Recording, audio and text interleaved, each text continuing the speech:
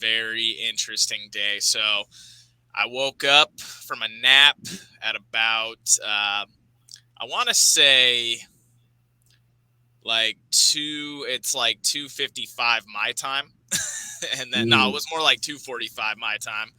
And the only reason I was woken up because Amelia told me that the cleaning people were there. So I was like, oh, shit. So I have to move anyways. I'm like, streaming with Steve. Like, I had the cell phone on and everything, but I've just been so worn down lately that my body was just like, no, keep going, keep sleeping. Then I realized, oh, shit, I need to eat something. So then I ate off the healthy menu at Chick-fil-A before making it to the undisclosed WeWork where I always come to do these podcasts. And now we're here. You look dapper today, sir. For those of you who are listening and not watching, Steve is in a very nice plaid shirt. He's got his sunglasses. He's got his Intercontinental Championship. Steve, how the hell are you today, buddy? Oh, I'm doing great, man. Dude, I rushed right from my day job, because Superman does have to be Clark Kent from time to time, pay the bills. Oh yeah. And I figured, you know what, just class up the joint a little bit, put the gold over the shirt, come on in, and you're sitting here telling everybody that you basically just rolled out of bed and grabbed some Chick-fil-A, and that's some prep, man.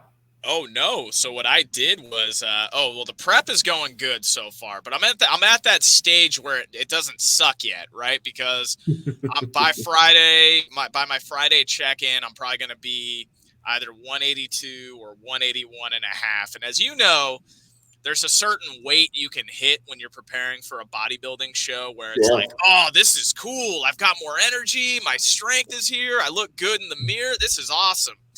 It's when you got to push past this is no longer awesome when it becomes a problem. Yeah. You and I were there in May, and basically it's very tough to describe, Steve, especially to people who have never trained or prepared for a bodybuilding show before.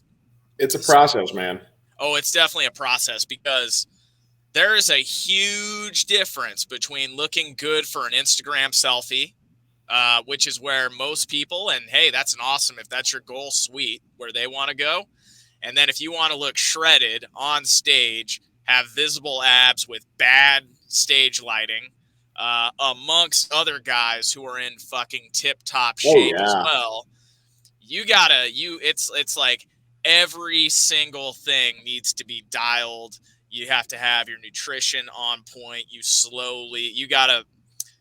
I don't know about you, dude, and maybe you can talk about this, but for the last prep, because I was so strict on my diet, the last 3 weeks, I had to play tricks on myself to get through my workouts because I was just so depleted of carbs and everything where I was like, okay, am I having a panic attack here or am I actually going to pass out? So I would pretend like I was going to leave the gym. And then my body, if it immediately went to, I'm okay, I'm like, nah, motherfucker, we're finishing. Scaring your body, yeah.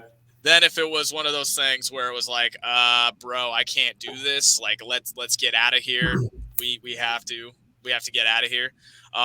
It would immediately turn into, all right, I'm going to do the second half of my workout in the evening. Because what I had to do was I couldn't work out. I know I'm like getting to the point where it's like, okay, we're at about as good as we can go when I have to split my cardio up. Yeah. And then tell people about the food cravings when you're that dialed, that shredded, Steve. Tell people at home. I want to hear what your thoughts are there. Well, I mean, you're the closer you get, obviously, the more strict you have to be, as you pointed out, and then you get to a point where everything is it's a beg, borrow, and steal kind of a situation where it's like, okay, I can have some bread, which to the average person, it's like, okay, well, what's 2 slices of bread? And you're like, well, that's like 30 carbs. I'm allotted about 115 today, and it's like so.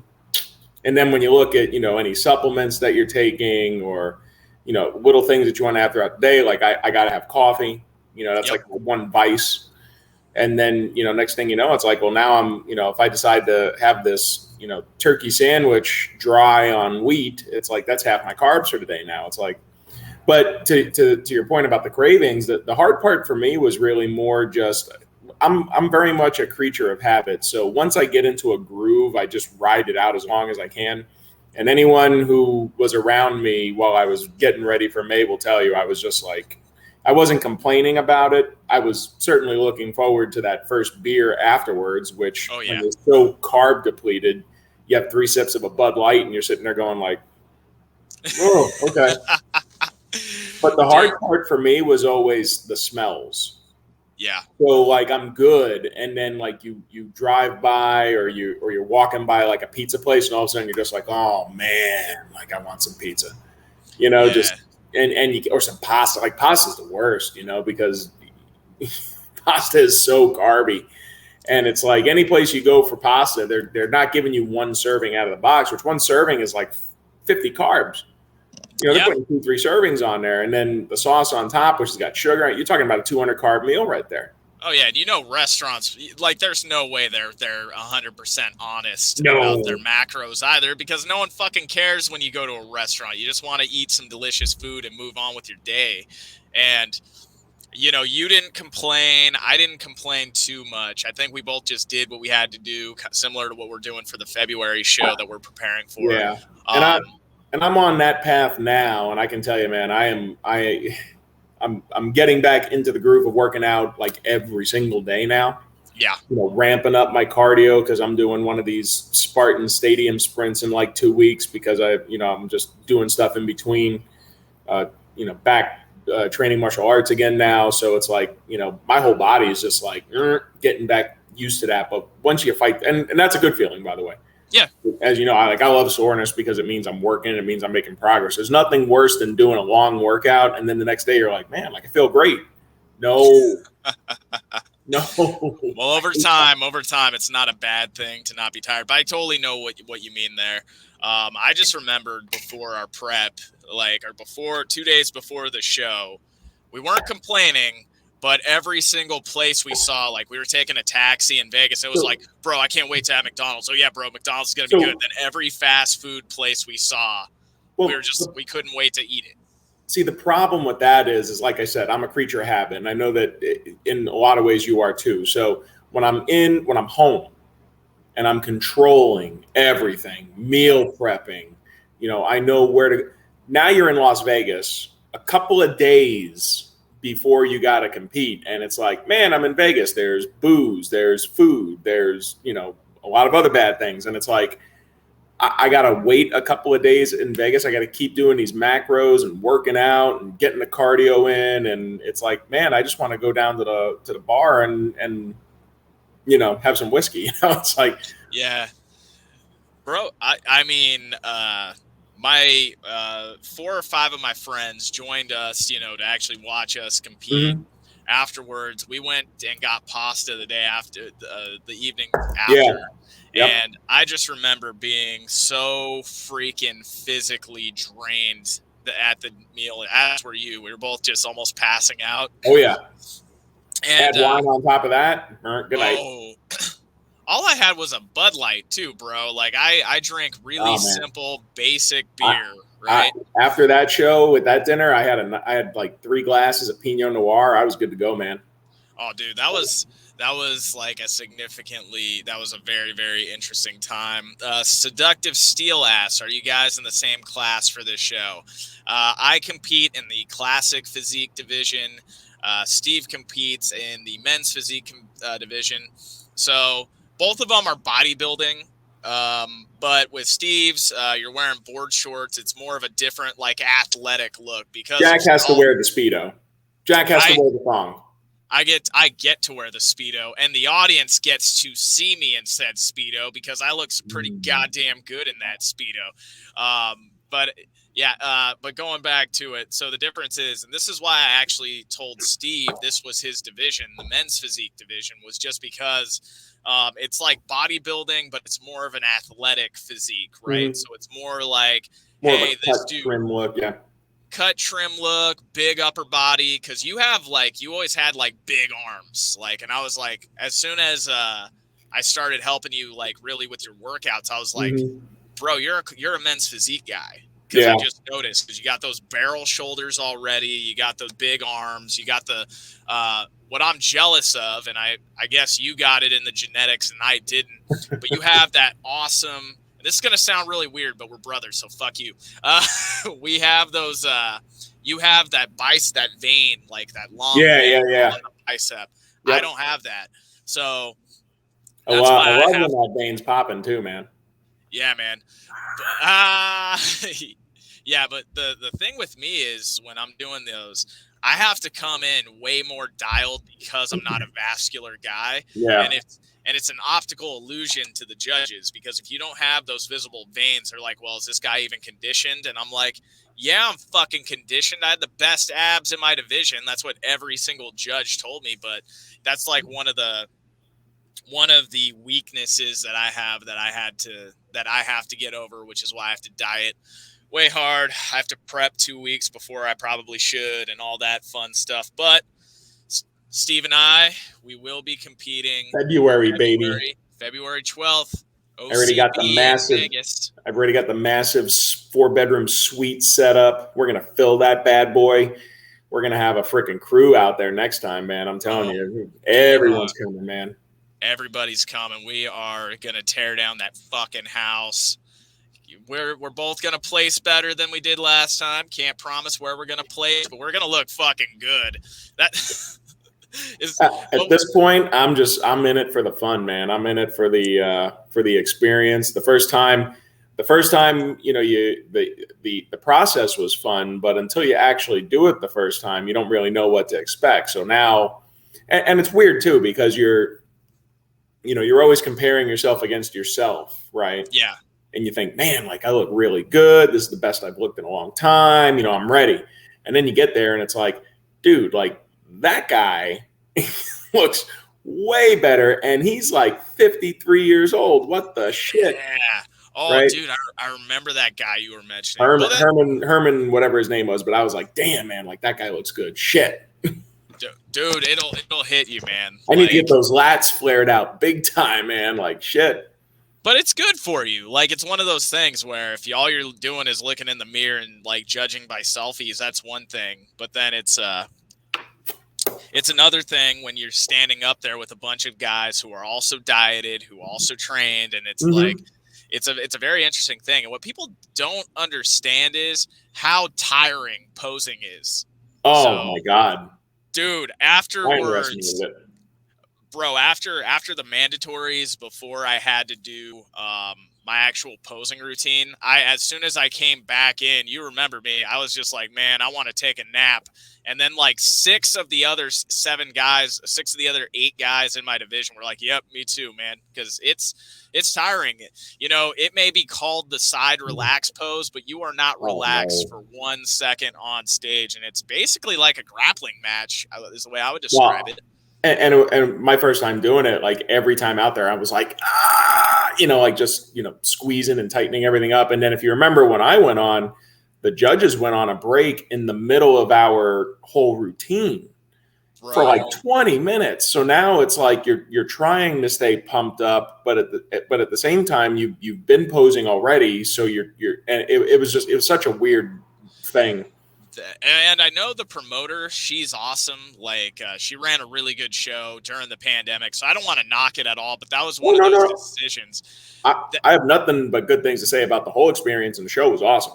Yeah, but that was the one thing I was like, as your coach, I was like, okay, this is bullshit. I'm like, I understand the judges are getting hungry, but if you just wait 15 minutes, these guys who have also been fucking dieting for 6 to 8 months or 4 to 8 months, however their genetics are, they can go eat too. And I was just like.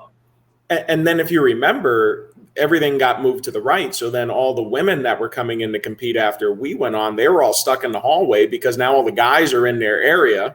Yep. We're just waiting.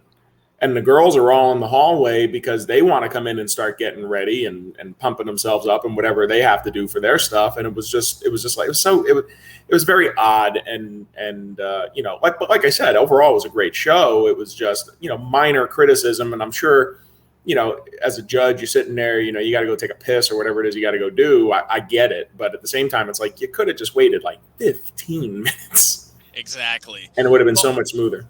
I 100% agree. And what's interesting though, what I will say, what I love, and because you and I have been competing in martial arts tournaments for the majority of our lives, right?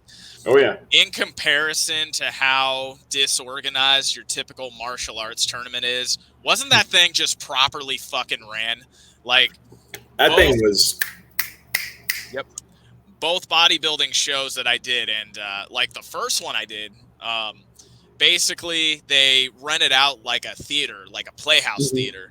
So before I even got there, it was like, okay, here's where you're going to check in. Here's a map of the place. Here's where you can park. Okay, great. As soon as you get there, you're in this dressing room. Here's the warm-up area with weights here. You're going to go on at 10 o'clock. We went on at 10 o'clock. 10 o'clock on the freaking nose. Because I've done so many IBJJF tournaments, like Brazilian Jiu-Jitsu tournaments, where it's like, okay, hey, everybody get there at 9. Okay, we're all here at 9. And they didn't even have the brackets ready until 11.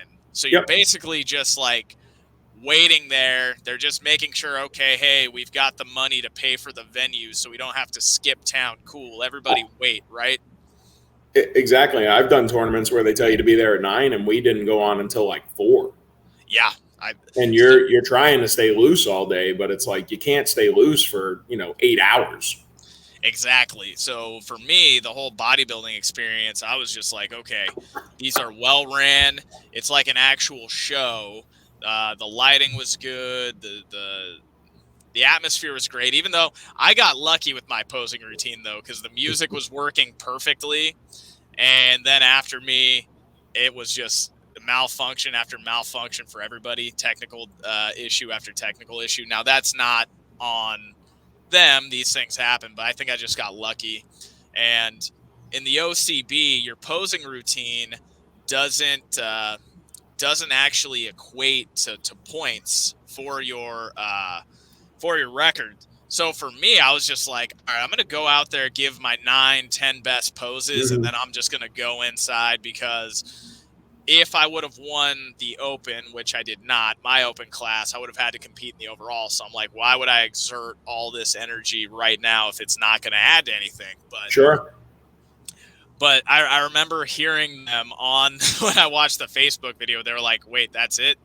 Because it was supposed to be 60 seconds. I gave them like 32 seconds. I was like, hey, did you hear that crowd? They loved it. I left them wanting more, not giving them too much. Well, hey, you know, we were all the same way, because after that long break, they were like, okay, now you got to go do your open routine. It's like, it doesn't count towards gradings. And we were all back there being like, go out there, flex a bicep and come back. Like, because who cares? At that point, everyone was like, we just want to go, you know, get this done so we can go drink. Yeah. Oh yeah, dude. And then like, what I knew we were like ultra prepared for that thing, because even when you and I were just walking around in t-shirts, people were like, oh, are you like those bodybuilders who are here? And then we were like, yes, we are. Jason Voorhees, man. Jason Voorhees came up and gave me like massive shit. So that's because you were wearing a child-size medium tank top, man. You're trying to look like the Hulk. No, that shirt was a large, sir. I just made it look, in his words. You just made it look like a child-sized medium. I just made it look like a child-sized medium. But he was, I remember it. That's what he said. He's like, hey, either your muscles are too big or your tank top's too small. But then, you know, we went to his booth. You bought a hockey mask. We talked about classic bodybuilding for a while. The dude was talking about how he's like, yeah, you know, I can only bench like 405 these days. I'm like, oh. He's like 60 something, dude. Like he's a big dude. I was like, oh yeah, you're 60 and you can bench 405. Oh wow. You know, you gotta be a strong guy to be able to punch someone's head clean off their body and have it roll down different Jason, but same concept. It's Jason Voorhees, man. Bro, that was the greatest death of all time. Actually, I'm going to ask you live on camera since it's Halloween month. What was your favorite Jason death, Voorhees kill of all times, I should say? Well, you know, I've always been partial to Part 5, and I know Part 5 is not everyone's favorite because that's the one. Spoiler alert: that's the one where it's not really Jason; it's the ambulance driver Roy. But there was a lot of like eyeball related deaths in that movie, and the one was it's a double kill. So the couple goes out, sneaks out into the woods to do their thing, and as the guy goes to the river to take a leak, Roy Jason comes in with a pair of hedge clippers and like goes right through her eyes and like just cuts him. Ooh, yeah. And then when the guy comes back from the stream, he wanders up on, his naked dead girlfriend and he backs up into a tree. And then Roy Jason takes this belt and wraps it around the tree in his eyes and then puts a twig in between and tightens it and tightens it. And the thing like just digs into his skull. Very graphic. That's one. I'm a big fan of the Part 7 sleeping bag death, like a lot of people are. Yeah. And then Jason X. Jason X. So you remember Jason X, where Jason's in space? Oh, I remember Space Jason. I remember Space Jason. Space Jason. That's it. I like that one. But when he the first death when he wakes up on the ship, the liquid nitrogen death, where he dips her head in the liquid nitrogen and then shatters it on the ship. That's a good one. Yeah. And then of course there's always the boxing death, the headshot, as it were. What about you? That one's my favorite one, and basically because everybody's always like, I would just fight Jason, and then we were standing next to Jason. I'm 6'2", you tower over me at 6'4", and this gentleman towered over you, and you're a big guy. That's what I was gonna say. I wouldn't want to fight CJ Graham, let alone Jason Voorhees. Exactly. So my thing was, I think that was finally like that was the death that closed the debate on that one, why you don't actually want to fist fight Jason, because Jason just straight up said, give me everything you got. Freaking Julius beat himself, like punched himself to death. If he had the energy for 2 more punches, he would have went over. So here's my question for you then, because there's one thing about that entire scene that always bugged me. Okay, go ahead. So you're Julius, you're the boxing guy on, in the crew there, and now you know that this guy has killed people, right? So all you got is your hands, right? Yep. Why the fuck are you punching his mask? That is at worst, at what best, it's hard plastic or something harder. And I mean, they showed his knuckles bloodied up, but man, why are you punching him in the face in that mask? Yeah, I think from an exterior angle, we could definitely be like, well, why don't you just punch him in the body? But then, he's leg kicking that motherfucker. Well, yeah, but he's a boxer, not a Muay Thai guy. I understand that.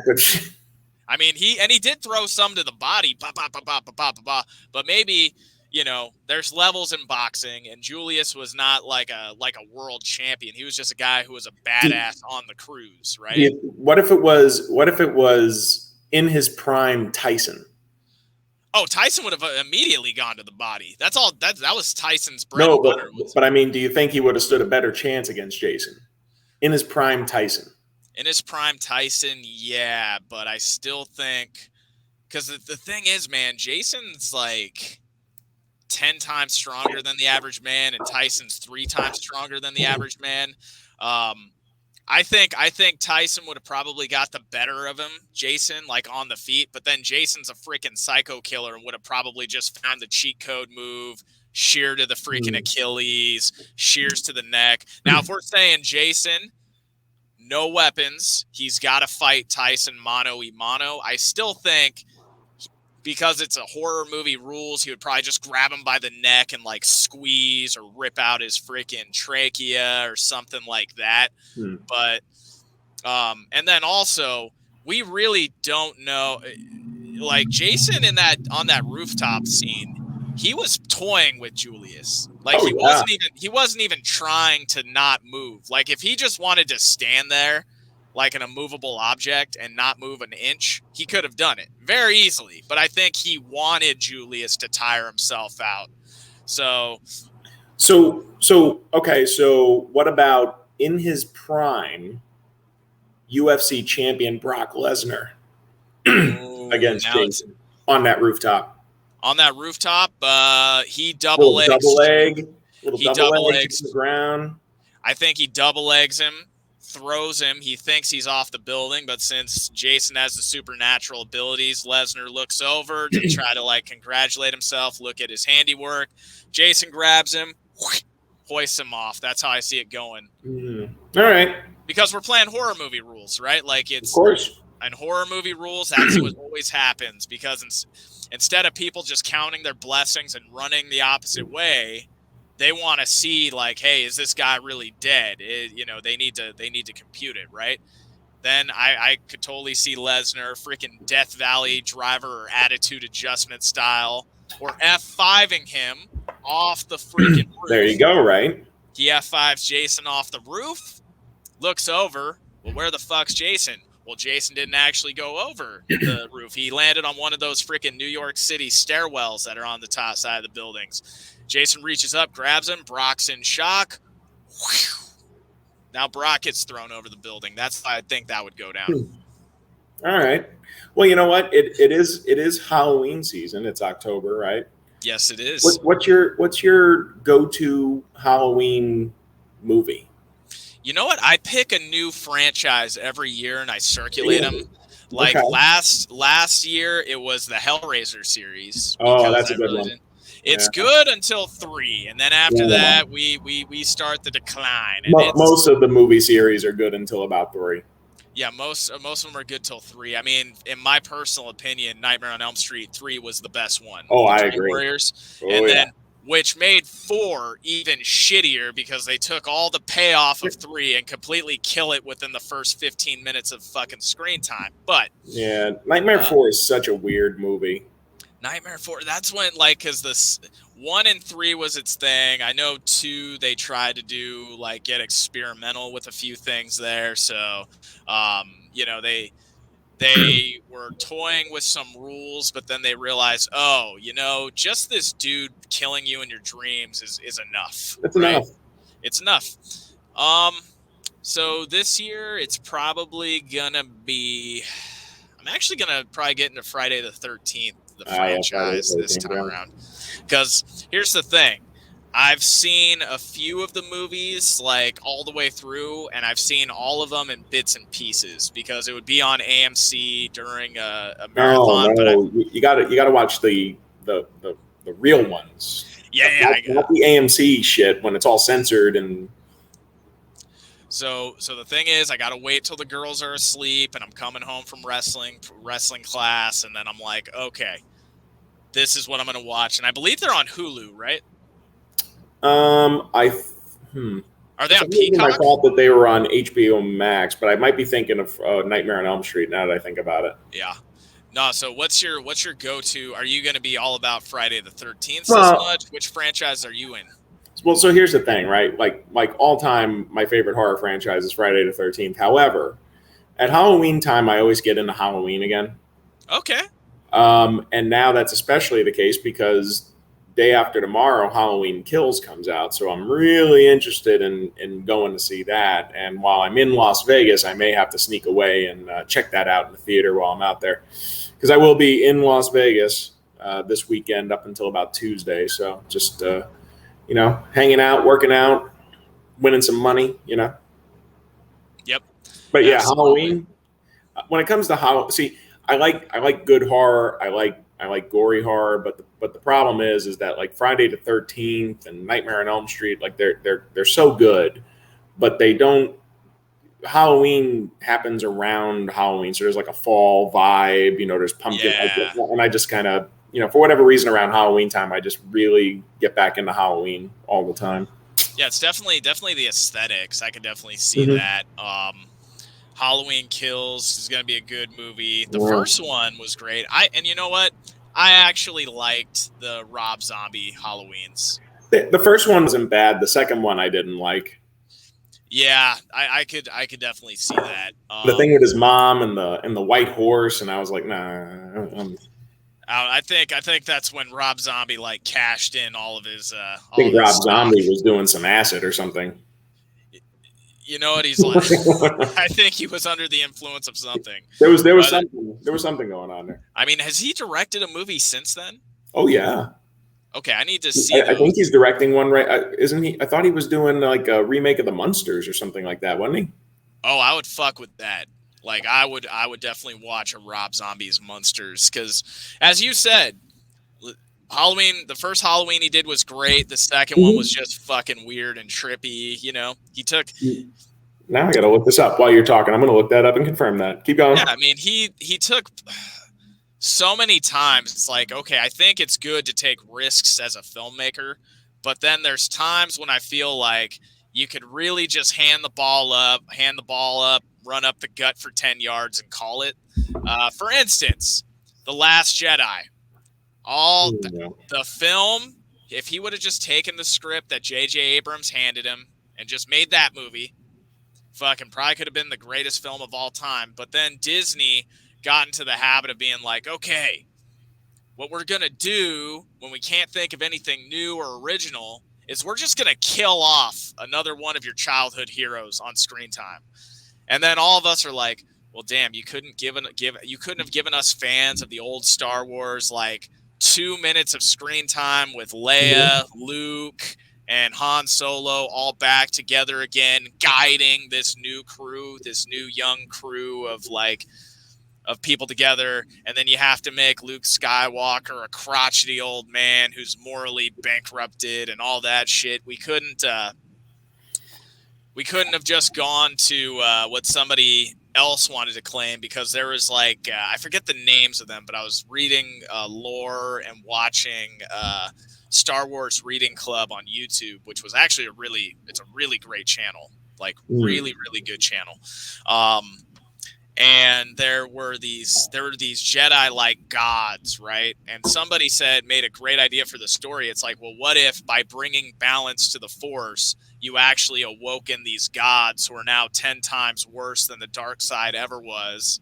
And that's a route you could have gone. But instead, we had to do. I mean, I thought I like Adam Driver as an actor, but his Kylo Ren, not so much. Like, dude, Adam Driver's the coolest dude, former Marine, great guy, fucking badass. He just got a shit role, man. But it's like, I wouldn't have said no to that role. I wouldn't have said no to the paycheck. You know, his acting career set for the next freaking 30 years because of that movie. So good for him. I'm just saying, you know, even though he came off as like a young Alan Rickman a few times in that film, it was just like, bro, this dialogue, homie. Well, I have confirmed that Rob Zombie is currently doing a remake of the Munsters. So now, is it a show or a movie? No, it's a movie. Oh, nice, dude. So, what a fucking badass career that guy had. Oh yeah. It's like first he did music, became a hit star. Then he got. Was it The Devil's Rejects, or what was the first film he made? The Devil's Rejects. The Devil's Rejects. Yep, makes The Devil's Rejects. House of a Thousand Corpses was the first one. That's right. Makes that movie. Everybody loves it. And it was like a new, fresh take on horror. Freaking rode that for the rest of his career, and he's still making movies 20 years later, so good for that guy. So it was great stuff. But all right, so you know, real quick, isn't this our 20th episode? Is it 19th or 20th? It's our 19th episode. It's 19? 19. Next one is 20. Next two one more, is two more and we're legal. 2 more and we're legal, baby. Well, technically we're legal right now, but it's like it's that kind of like weird legal where it's like, that's sus, bro. That's kind of weird. It's legal, but it's icky. It's icky. It's like that. What was that one lady she married? She had a show on E! For Anna Nicole. Like it's that kind of icky where it's like, wait, you were 18 working at a strip club and this oil tycoon. I mean, she made a lot of money, so. Yeah. I was just thinking about this the other day, bro. Like, you and I, we both grew up in somewhat small towns. And I remember the dating scene back then was completely different than what it was now, to the point where, like, you'd have one female and then 15 dudes chasing said female. And because the odds were so stacked of against that guy finding another woman, he would just do anything, say, go along with whatever bullshit he needed to, and get treated like crap.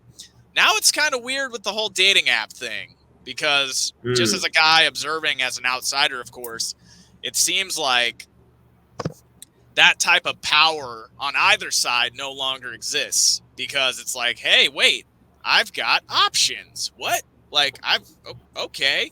So it's like, for dudes, you could have like 5 dates in a week. And then if you're a woman, you could have like fucking 5,000 dates in a week. So I think the girls just get dick pics, don't they? I mean, if I don't know. I've never actually just randomly sent a girl a dick pic. Nor have I, but most women that I know that have engaged in the online dating world, they're like, these guys they just direct send them these freaking pictures, and I'm just like, okay. I have a female friend. I have a lot of female friends who tell me that same thing, and it's not just dating apps. I know girls who are know, because of the fitness world, they're on Instagram. They freaking say, Instagram, oh hey, this guy's kind of cool. I think I'll follow him back. Immediately, like, hey, want to fuck? Then exactly. I'm just like, bro, has that ever worked? Did that like work one time with one chick in these dudes' lives, and then they're just like, all right, here's a sea of dick pics? Or is it like a sales thing, where, I don't know if you've ever worked a sales job before, but essentially at first you put all your time into your pitch and you really want to do a good job. And then you realize it's like, okay, I got to just get my best stuff out as quick as possible because they want to hang up on me. So it's like, all right, I'm just going to send 1,000 dick pics and see what comes back. I feel like it's probably just, it's the shotgun approach. It's the, just spray it all over. Wow. That's a bad comment. But you just want to like spray it all over and see what sticks. Okay, on that note, woo boy. Spray it all over and see what sticks, baby. You know what the chicks do dig, though? What do the chicks dig? 2 guys that talk about wrestling. Come on. 2 guys that do talk about wrestling. Well, the thing is with the format, I just don't want to just talk wrestling. Oh, hell no. No, I like to talk about everything, man. I'll talk about anything under the sun. What do you want to talk about? Well, now I want to talk about the beautiful championship that you have draped over your right shoulder. That is the World Intercontinental Heavyweight Championship, which we always complain about because no belt was ever that beautiful ever again. They ruined it. But that was what you're holding in your hand right there is the most beautiful championship belt ever devised by man. It's just beautiful. Reggie Park special, man. Reggie Park special. Absolutely. Okay, so this is it, Steve. This is moment of truth. This is going to be the toughest round 2, but we just have to power through it. I know there's some matchups that are going to be very interesting. I had some people who had to bail on us to be the tiebreaker, so we just got to get through it. Well, that's okay. Style. Because we started with 87. Yep. We seeded 64. Yep. We have we got down to 32, so there's 24 left. So the first 8 from the first half of the 32 have advanced. Now we got to work through the second half, and then we will get it down to the sweet 16. And actually, the guests that you were going to bring on are going to really help us because, you start with 64. There was a couple of upsets, but nothing that was really too crazy. The round of 32, we have the one match, which is going to probably be a little bit of a discussion. But, once we get into the Sweet 16, some of the matches are going to be tough. And, we talked about them, when we did our last show, the right-hand side of the bracket and some of the matches that we have, Bret Hart versus Mr. Perfect. Come on. Yeah. So Razor Ramon out and about. He's going to be up against HBK, right? No. Hang on. Who's Razor Ramon taking? Let me recap, sir. Let's recap. Yes. So who is advanced? The top half of the bracket is going to be the Ultimate Warrior versus Ravishing Rick Rude. Oh, shit. Yep. We have some real life battles. Randy Orton versus Razor Ramon. Okay, that is going to be an interesting one. Bret Hart versus Mr. Perfect. Yes. And Kurt Angle versus Edge. These are... And today we have 8 matches left in the round of 32 to get down to the Sweet 16. Who's going to join those aforementioned 8 fantastic generational talents that we just talked about? I don't know, man, but number one, this is what's really cool about this. You and I, we don't even know who the Final Four is going to be, let alone, because, folks, this isn't like a predetermined thing. We actually do these live on air. This is a live game, baby. It's not like wrestling. It's not predetermined. This is not like wrestling. There is not a predetermined outcome. This is what we do, baby. Okay, so I'm not entirely convinced that our favorite is going to end up winning.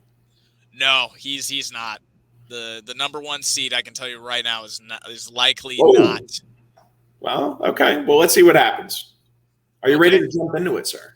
Ready to jump in, baby. All right, so today, because I put all biases forward, my favorite wrestler of all time, the person who gets the very first slot of my Mount Rushmore of professional wrestling, number 1, Reggie, or Reginald, as I like to remember him as fondly. But no, first seed, the Macho Man, Randy Savage. Yeah. Taking on number 32, Johnny Drip Drip's former sidekick, The Miz. Steve, I'm going to let you go first. How do you feel about this matchup? So you had to say that. So I actually had a thought process that I was going to use to explain this, and then you had to remind me of the Johnny Drip Drip and the Drip Stick stuff. So here's what I'm going to say. Fuck that shit. Fuck The Miz. The Macho Man advances. End of my analysis. Ooh, yeah, brother. Yeah. I'm going to save my Macho Man analysis because I might come to tears because he was my childhood icon, brother. So, Macho Man advances. So, Macho Man easily defeats The Miz. He moves on to the next round. You know, just to say, I mean, The Miz has lived at the Intercontinental title level. So, I mean, in terms of his legacy, he's going to be one of the, he made it to this point in our tournament. He's a fine Intercontinental champion. But when you're talking about what the Macho Man did as a result of winning that title and afterwards, it's just, for me, it's not really much of a comparison. And like I said, fuck that drip stick shit. Fuck Macho the drip Man. Stick. Macho Man all the way, baby. Number 1 seed advances. Yeah. Yeah. Oh yeah, brother. All right. This match will determine who will face Macho Man Randy Savage in the next round. We have Greg the Hammer Valentine versus Chris Jericho, our favorite AEW wrestler. Steve, how do you feel about this one? Well, so we talked about Valentine when he upset Chris Benoit in the last round. Yep. I think that there's a lot of value in Valentine's Intercontinental title run, but here's the problem. He's going up against the guy who held the title the most number of times, Chris Jericho. He's a 9-time Intercontinental champion. He springboarded off of that and became the first undisputed champion. He beat the Rock and Stone Cold Steve Austin in the same night, as he'll like to tell you. And he's become one of the biggest stars in the business, whether it was, his numerous returns back to WWE, the Randy Orton feud, the CM Punk feud, which was really good. Yeah. CM Drunk, remember that? Yes. And then what happened? He moved on to AEW. He became the first AEW World Champion. And regardless of what you think about him today, he's a big star in the business. And I think that coming out of his WCW run, that Intercontinental title did a lot in terms of giving him some credibility. I mean, they started him right off the bat, that interrupting The Rock and having that interaction with The Rock. Yeah. But he did more at that Intercontinental title level. He ended up becoming the first undisputed champion. He main evented a WrestleMania. And when you compare that resume to the resume of the Hammer, who had a great career, he had a great career in NWA. He had a pretty decent run in WWF /E. I mean, a couple-time Intercontinental champion. To me, I think you got to give the nod to Jericho, which in my mind would set up a very interesting Macho Man Chris Jericho. Macho Man held it once, Jericho held it 9 times. But I'd be interested to hear if you have an argument to make for the Hammer. No, and actually what I will say on Jericho's behalf, earlier today when I was taking a break from work, before my nap actually, I was watching a 6-minute compilation video of all of Chris Jericho's best insults while he was in the WWE. Uh-huh. And god damn, that man, even though he's going to face Macho Man Randy Savage, that dude was savage. I remember this line he hit on this woman. He's like, "Hey, how old are you?" He's like, "How old are you? 38?" She's like, "I'm 25. He's like, "I asked you how old you were, not how many guys you've slept with." Like, I was like, damn. The shit you used to be able to say on TV. Oh yeah. But yeah, wholeheartedly, I'm with Chris Jericho all the way. You said it best. 9-time Intercontinental Champion, springboarded himself into superstardom. And he actually had some out of wrestling success, not just with the music, but I know he hosted a couple of game shows. He broke the fourth wall in his own way. So Dancing with the Stars, he's got a successful podcast. The Jericho cruises that he does. I mean, he's got his grubby little paws and everything. Yeah, and then that bubbly was not too bad. Yeah, the bubbly. I mean, I don't drink too much bubbly, but it was actually pretty good bubbly. I've certainly had worse bubbly. Let's just put it that way. I've had worse. All right, Chris Jericho advances. So that's going to put a Macho Man Randy Savage versus Chris Jericho showdown. The number 1 seed takes on the number 16 seed. That's going to be a battle. Does the aggregate of Jericho's Intercontinental titles and his career trump what may be the single most important Intercontinental title run in the history of the belt? Interesting Sweet 16 match. Dude, my nipples right now are like bang, bang, bang, bang, bang, bang. All right. I don't know if you saw the belt actually moved because mine actually spiked. Damn, I did see that. Them titties are bouncing, bro. All right, so this next matchup is very interesting, and I've mentioned it on the show. When I was in high school, I actually got to sit ringside at a WWF event, as it was at the time. And the 2 men who were competing in the main event were the 2 guys who are competing in the next bracket. That is Triple H versus Rob Van Damme. And yes, I still got the foamy hands to this day. Rob Van Damme, baby. For me, I guess you went first last time. I'll go first on this one. Please.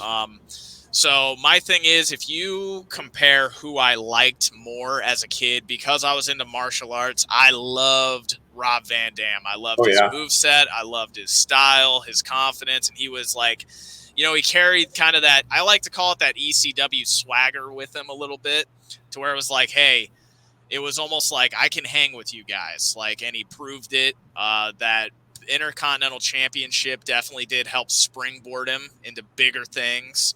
That and the guy was a massive draw and a massive success. But when you compare that to a guy wins the IC Championship, becomes probably one of the greatest heels of all time, arguably. You could make the argument, one of the best heels of all time, or one of the most dominant heels of all time.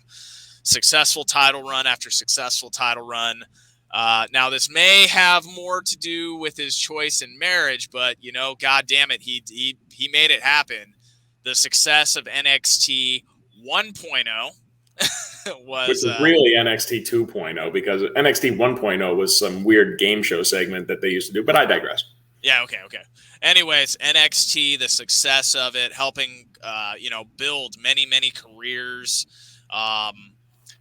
his multiple world championship runs, the guy was on top for a long time, and that IC belt in many ways saved his career, because you got to remember that not the Montreal Screwjob, the curtain call. The curtain call almost destroyed him backstage. It ruined him from getting to be king of the ring. He had to wait. Basically, they made him fucking do an Andy Dufresne, made him walk through a mile of shit because they couldn't punish Hall and Nash. And for those of you who don't know, I thought you were going to tell me that they got him in the laundry room. No, they did not get him in the laundry room. Thank God. I was like, wait a minute, what penance did he pay? So, quick history lesson for those of you who do not know. Basically, Kevin Nash and Scott Hall, before they left the WCW,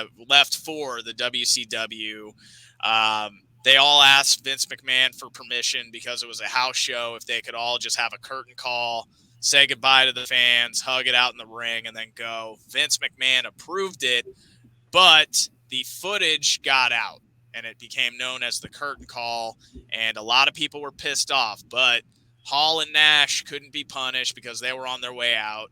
Shawn Michaels was the world champion, and he was like the biggest star in the company. He couldn't get punished. So the guy who was the sacrificial lamb was Triple H, to keep the boys happy in the locker room. So he had to walk through a mile of shit. And I guess they actually did get him in the laundry room then. They might have got him in the laundry room. I don't know. But, he ends up getting that he gets that IC championship, moves himself to, like, new heights, definitely DX helped save the company with what he did. Sure. Dude competed with the NWO, for Christ's sake, man. That was, huge. So for me, even though I was a bigger RVD fan than I was a Triple H fan, I got to give this one to Triple H. Who do you got? Yeah, so I say Triple H. I got to think Hunter Hearst Helmsley.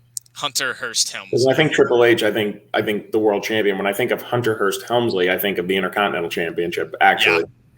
I agree with everything that you just said, and I think that Van Damme was actually an excellent Intercontinental Champion. But I think that in the big scheme of things, the belt did more in the trajectory of the career of Triple H. So I have to give the nod to the man of many H's.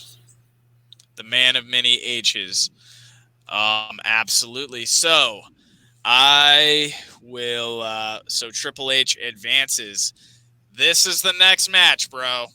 This is the one that's given you and I both some fucking headaches and some nightmares. So I'm going to set the scene. We're probably going to have to ping pong on this one, but we got to come to a resolution together on this one. And I know both of us are kind of on the fence here. I know I'm on the fence right now.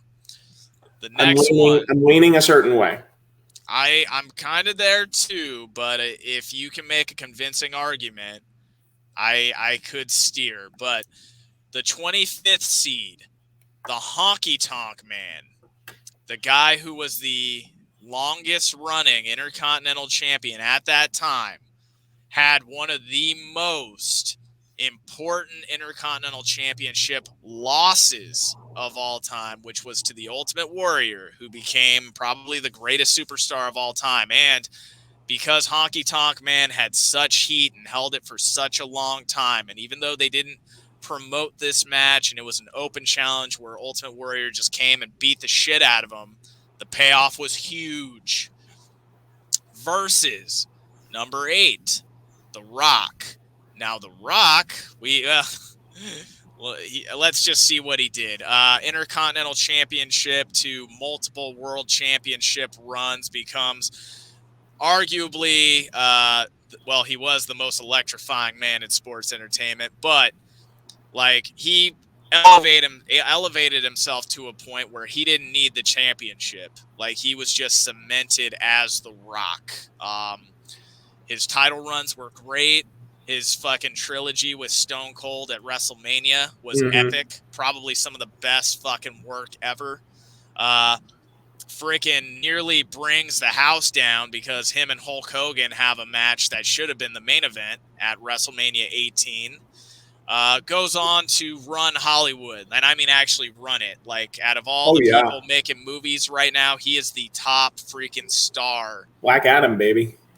He's Black Adam, baby. So if we're talking elevation status, you know, Rock, when he first came in, it was die, Rocky, die. People didn't like him. They saw something in him.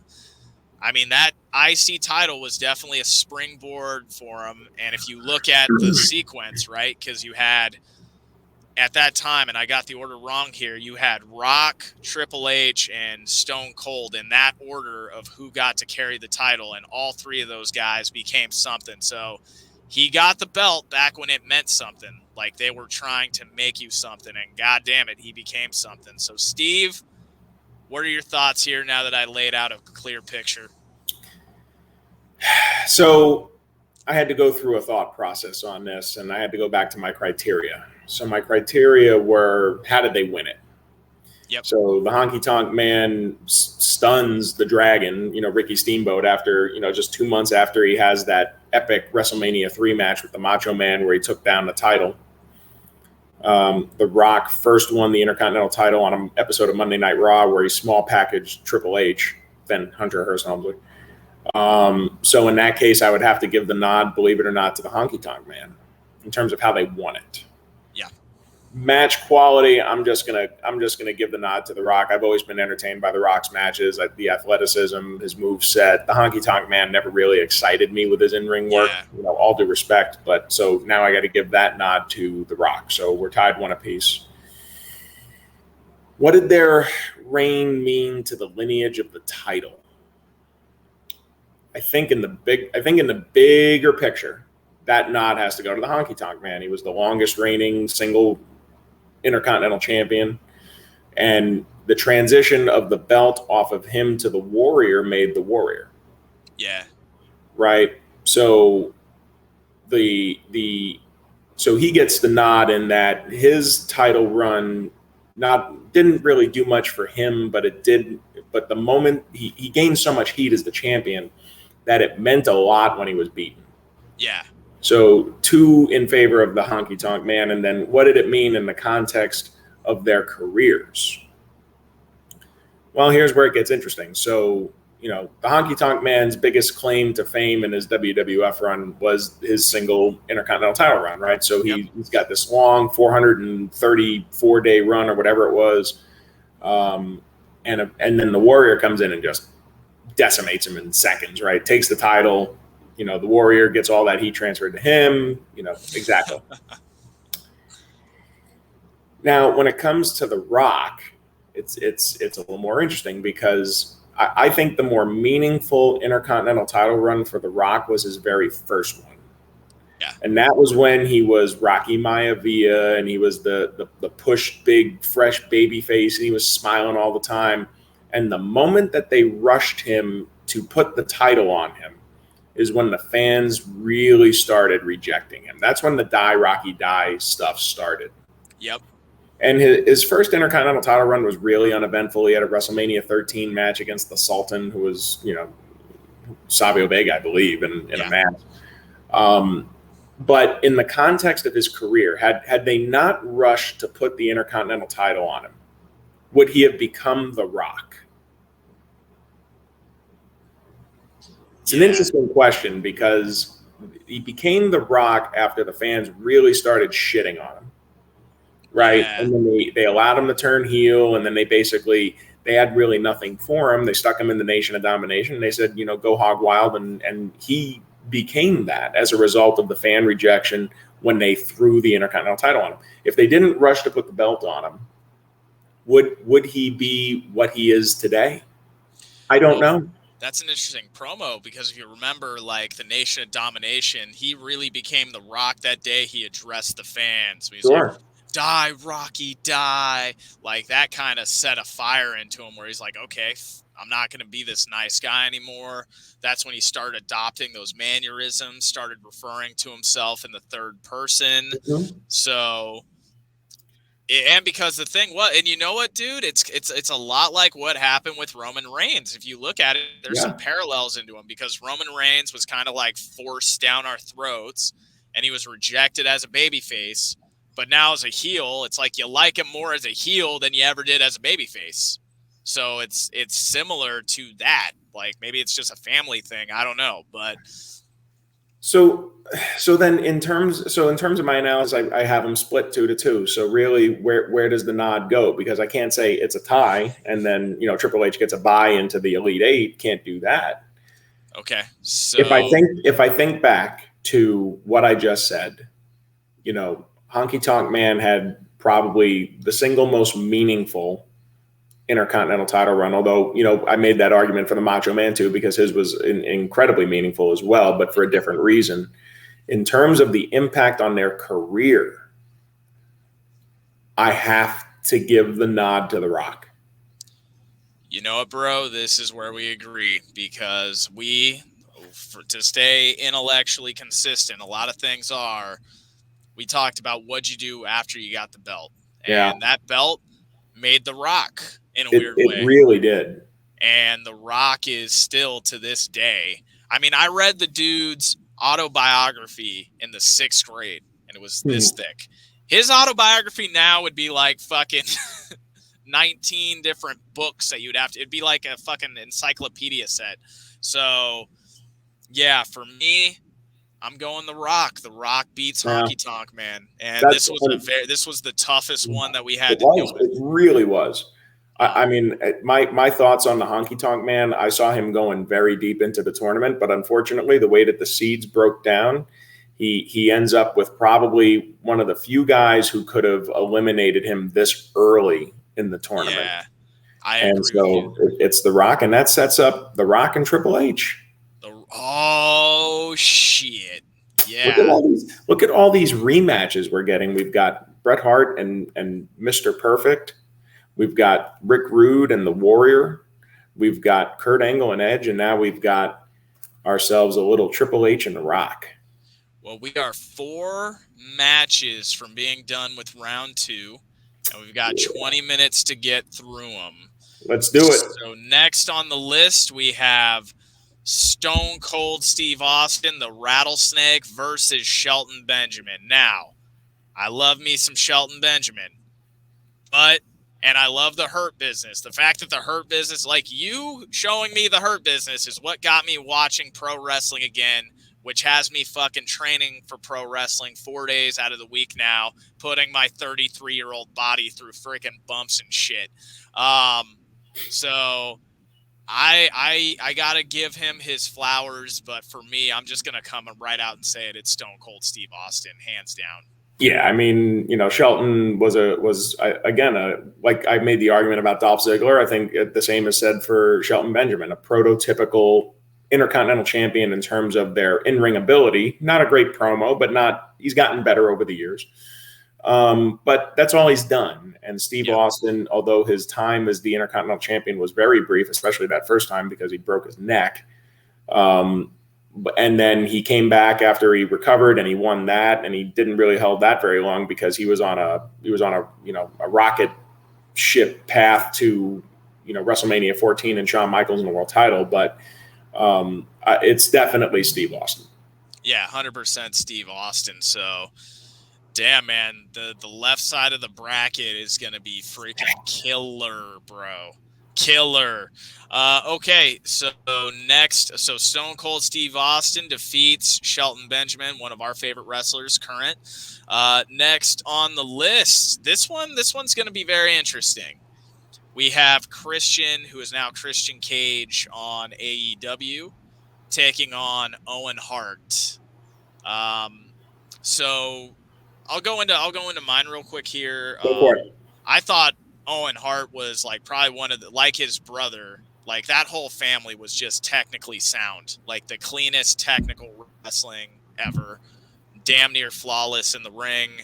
But when I think of Owen Hart, I think more towards the European Championship, not so much the Intercontinental Championship.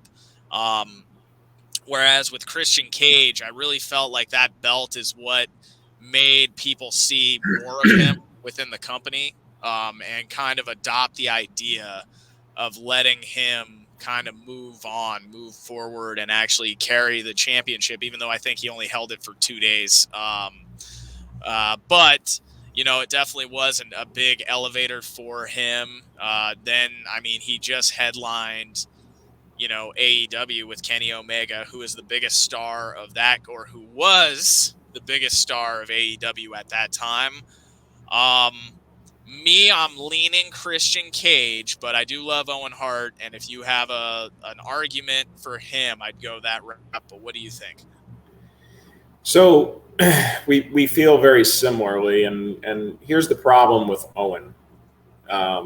He unfortunately he was taken long before his time. Yeah. And every conversation with Owen Hart really is theorizing what his career would have looked like, right? Yeah. And here's what I think his career would have looked like. It probably would have looked a lot like Christian Cage's. Yep. Christian, he held the Intercontinental title. He had to go away. He went to TNA. Or TNA, yeah. He was the standard bearer there, the NWA World Champion.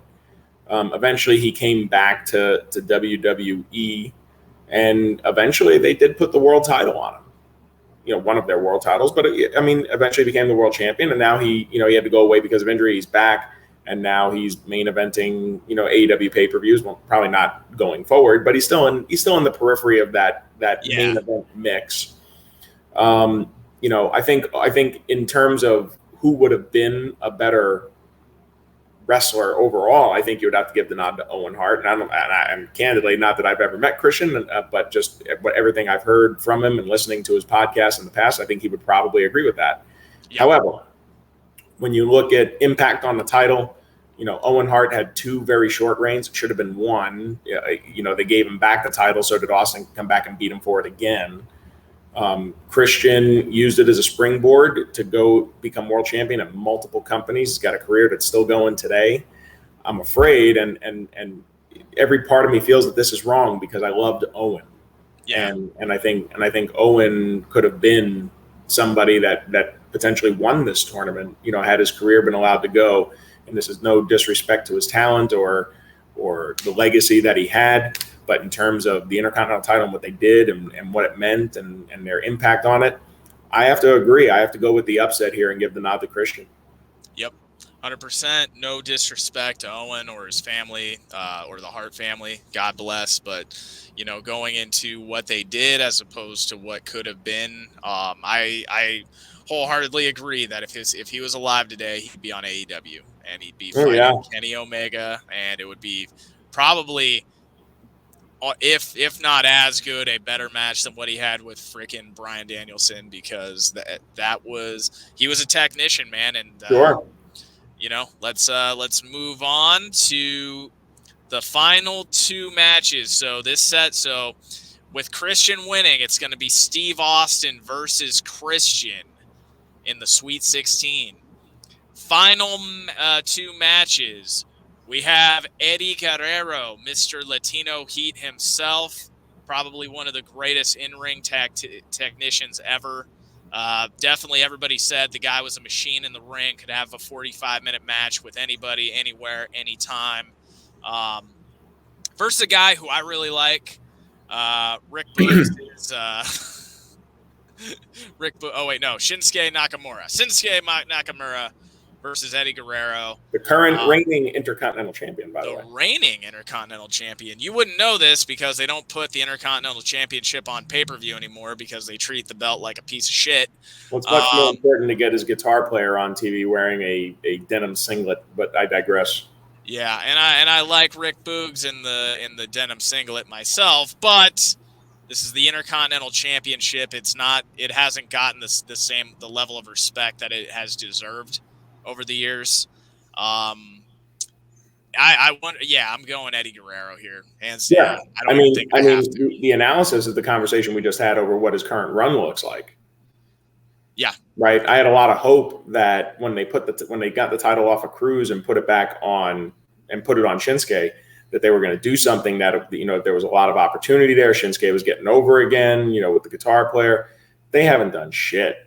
And I almost wish it was back on Cruz because it seems to have actually brought Nakamura down because they want to emphasize his freaking guitar player and Shinsuke is a world-class talent. So unfortunately, we know the story of Eddie, and he's another one that was taken too early from us. But for what he did at the Intercontinental title level and eventually becoming the world champion, it's Eddie. 100% Eddie, and I should have started at the bottom and worked our way up the bracket. I feel like it would have been more eventful, but the Battle of the Gigolos coming up. Come on. Our final match. This is the Battle of the Gigolos. This is the battle of the guys who put the female booties in them seats. We have the big Val Boski, Val Venus at number 37, taking on Shawn Michaels at number 5. Val Venus won the last round because it was like at that time, leading up to it, everybody who had won that IC title was getting a push into the main event status, but I just feel like he was a victim of his own success, and you really couldn't move a guy like that to the main card.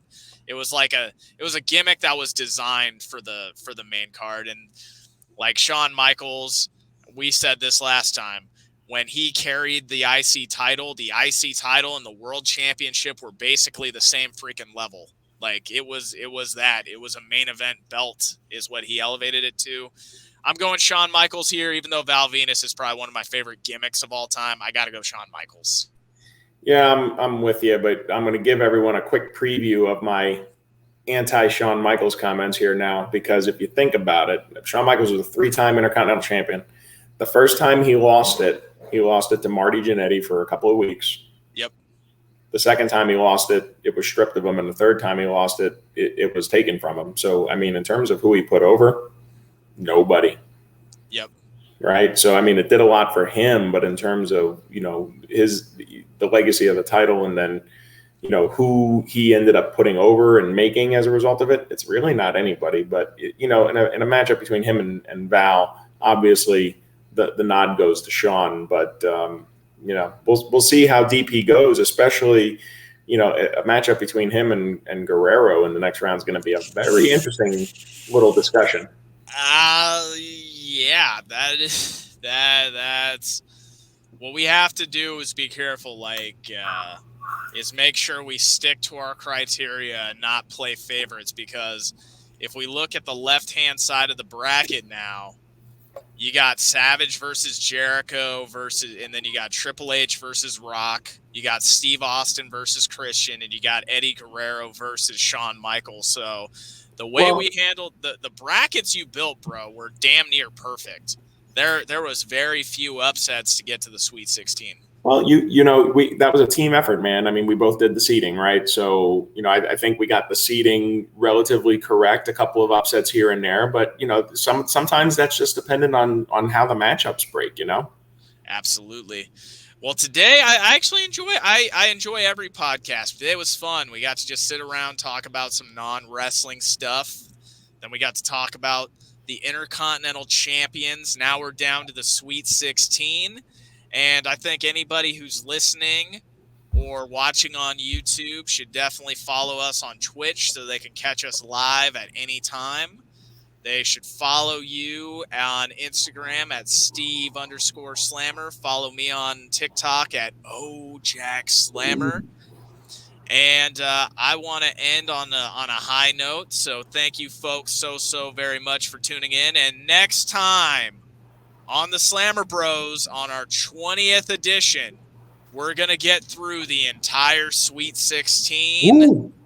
And goddamn, it's going to That's going to take some time, man. It's going to Those matches are brutal. Actually, wait, no, we might. Oh, yeah, these are going to take time. Actually, we're going to get through half of the Sweet 16. Because I feel like now they deserve some actual analysis now that they've made it this far. Now we're really going to have to peel this onion. They're going to have to. Randy Savage versus Chris Jericho, Triple H versus The Rock, Steve Austin versus Christian, Eddie Guerrero versus Shawn Michaels, Bret Hart versus Mr. Perfect, Kurt Angle versus Edge, The Warrior versus Rick Rude, and Randy Orton versus Razor Ramon. That's going to take some time. Yeah, man, that's like one half of the bracket each episode. There can be only one, though. Dude. You know what we're going to do when 2K22 comes out for WWE? I think we take this same tournament bracket. Simulate it? And we just simulate it down the line, and we see who comes up with what. Ooh, yeah. Ooh, yeah, brother. Dig it. All right, folks. Thank you so much for tuning in, and we'll see you next week for episode 20. Goddamn. Bye-bye.